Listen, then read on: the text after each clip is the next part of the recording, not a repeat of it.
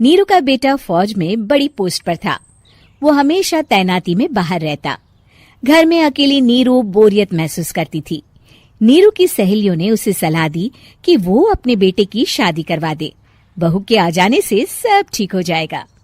बेटा अपार, तू तो फौज में रहता है, मुझे घर में अकेलापन काटने को दौड़ता है। तू एक काम कर बेटा, शादी कर ले, फिर बहू के साथ मैं घर में आराम से रहूंगी। क्या माँ, मैं जब तक मेजर नहीं बन जाता शादी नहीं करूंगा। तुम कहीं घूमने जाया करो, लेकिन शादी की बात मत करो। इतना कहकर अपार वहां से चला जाता है, लेकिन जाते वक्त उसे माँ की भी चिंता रहती है। एक दिन दरवाजे की घंटी बजती है। नीरू दरवाजा खोलती है तो सामने एक सुंदर सी लड़की साड़ी पहनकर सर पर पल्लू रखकर खड़ी होती है। कौन हो तुम बेटा, और तुम्हें किसने भेजा है? मेरा नाम कंचन है और मैं आपके बेटे अपार की बीवी और आपकी बहू हूँ। तभी घर का फोन बजता है। नीरू फोन उठाती है तो अपार का फोन होता है। माँ, कंचन आ गई। वो आपकी बहू है माँ, और मैंने उससे शादी कर ली है। आप अकेली रहती हैं तो मैंने आपके लिए शादी कर ली माँ। अच्छा बेटा, बहू तो आ गई, बहुत सुंदर है। अब ना मैं आराम से घर में खुश रहूंगी। इतना कहकर नीरू जैसे ही कंचन की तरफ देखती है, वो उसके पैर छूती है। नीरू कंचन को आशीर्वाद देकर गले लगा लेती है। अगली सुबह नीरू सोकर उठती है तो अरे, सारा घर कितना चमक रहा है। इतनी सुबह घर का सारा काम किसने किया? तभी कंचन हाथ में स्वादिष्ट नाश्ता और चाय लेकर आती है और टिपॉय पर रखकर कंचन के पैर छूती है। बहू को देखकर नीरू काफी खुश हो जाती है। वो कंचन से कहती है, कंचन बेटा, आज मेरे घर में किटी पार्टी है, तुम मेरी सहेलियों के लिए कुछ अच्छा बना लेना। माँ, मुझे अच्छा बनाना नहीं आता, आप बता दीजिए, मैं बना दूंगी। अरे मैं भी तो नहीं जानती। ऐसा कर, शाम को इटालियन खाना, सी फूड और हाँ, चाइनीज खाना बना लेना, ठीक है? कंचन नीरू की बात सुनकर खुश हो जाती है। हाँ माँ, मैं तो ये सब बना सकती हूँ, आप चिंता ना करें।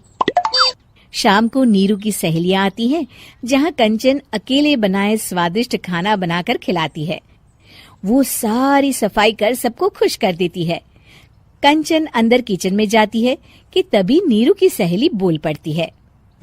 अरे नीरू, तेरी बहू तो बड़ी परफेक्ट है, तेरी हर बात मानती है और सारा काम भी अकेले करती है, तुझे शिकायत का मौका भी नहीं देती।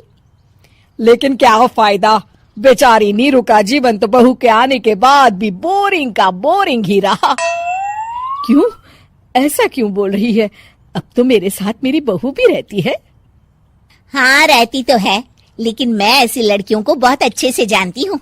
ये सारे काम इसलिए करती है कि तुझे लड़ाई करने का कोई मौका ना मिले और तू फ्रस्ट्रेट हो जाए, समझी? नीरू भोली सूरत बनाकर कहती है, नहीं, मैं नहीं समझी। अरे, घर में सास बहू की लड़ाई ना हो तो घर भी भला घर लगता है क्या? मेरे घर में ही ले ले। सुबह से बहू के साथ लड़ाई में इतनी चहल पहल रहती है कि मन हमारा भी लगा रहता है और पड़ोसियों का भी। नीरू मन में सोचती है, बात तो सही है, अगर ये मेरी शिकायत के बिना ही हर काम कर देगी तो मैं क्या करूंगी? रात को नीरू सोने के लिए कमरे में जाती है, जहाँ कंचन उसके पैर दबाने लगती है। नीरू को अच्छा तो लगता है, लेकिन वो किसी भी तरह से उससे लड़ाई करना चाहती है। बहू, दर्द पैर में नहीं सर पर है और तू मेरे पैर दबा रही है। मैं सर दबा देती हूँ माँ जी। ये कहकर वो उसका सर दबाने लगती है। तू एक काम कर, मेरे लिए बादाम वाला दूध ले आ, जा। कंचन जाकर सास के लिए दूध ले आती है।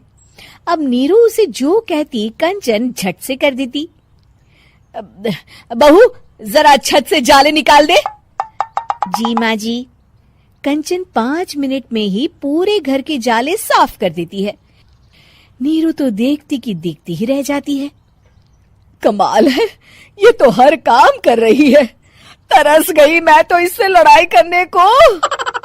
इतना कह के नीरू चली जाती है। नीरू को एक दिन कंचन पर इतना गुस्सा आता है कि वो सोच लेती है आज तो उससे लड़कर ही रहेगी। मौका देखकर नीरू कंचन को पैर से लंगड़ी देकर गिरा देती है, जिसके बाद जो होता है नीरू को विश्वास ही नहीं होता। जमीन में 2 भागों पर गिरी कंचन के सारे पुर्जे बिखर जाते हैं। स्प्रिंग और उसके अंदर से रंग बिरंगी लाइट जलने लगती है। तभी घर की घंटी बजती है। नीरू डरकर दरवाजा खोलती है तो सामने अपार खड़ा होता है। क्या हुआ माँ, तुम इतना डर क्यों गई? कंचन ने कुछ किया क्या? कुछ कहा क्या उसने? मैं अभी बताता हूँ। तभी अपार की नजर कंचन पर पड़ती है। अरे माँ, तूने ये क्या किया? कंचन को तोड़ दिया। तुम्हारी खुशी के लिए मैंने रॉबर्ट को तुम्हारी बहू बनाकर भेजा था, जिससे तुम्हारी हर इच्छा पूरी हो और तुम खुश रहो। माँ, ये तो इंसान थी भी नहीं, इससे तो गलती हो ही नहीं सकती थी। फिर आपने इसे क्यों तोड़ा? क्या गलती थी इसकी माँ? बेटा, इसकी सबसे बड़ी गलती ये थी कि ये इंसानों की तरह सास से लड़ाई नहीं करती थी। अपार माँ की बात सुनकर हैरान रह जाता है।